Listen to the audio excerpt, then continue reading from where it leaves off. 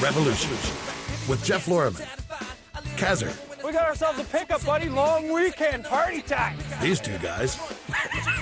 Nobody knows better. It's sucking than my partner. Oh, nice. The man who wrote the book on the 4.6 mod motor, Sean Hyland.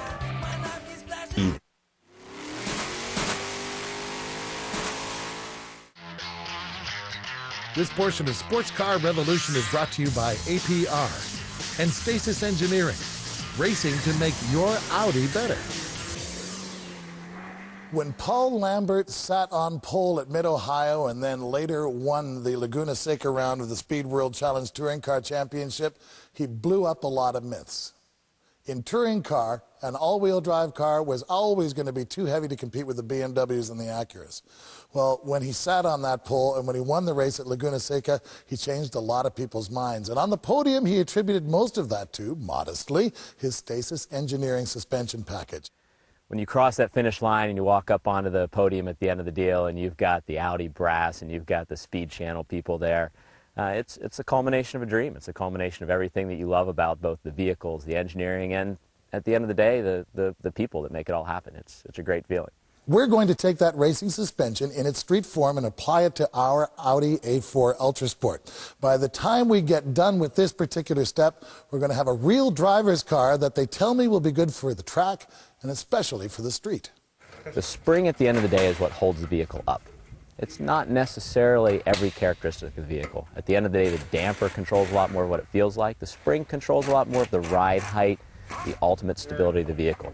We're going to try to pick the lightest spring rate we can get away with, yet run it at the ride heights that we want at the level of performance we have. At the end of the day, that spring rate's pretty high. We'll be twice the spring rate in this vehicle, but yet when the damper's good, it'll ride just like your daily driver. Many people say it rides better than what they came with when they first bought the car.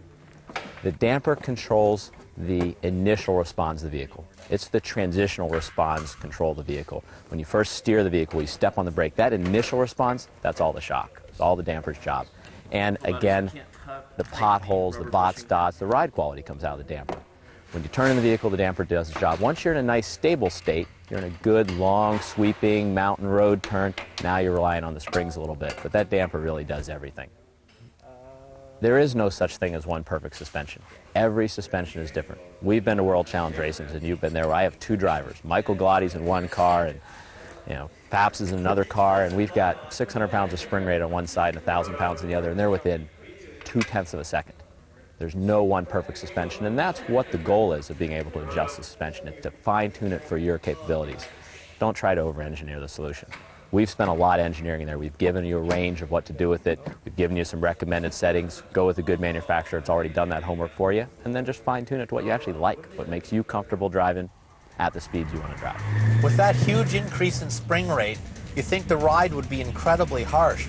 But Stasis have worked with Öhlins to develop a shock that you can barely tell that there's any suspension modifications at all until you really lean on the car. So actually it has quite a nice ride until you lean on it, and then it is flat as a board.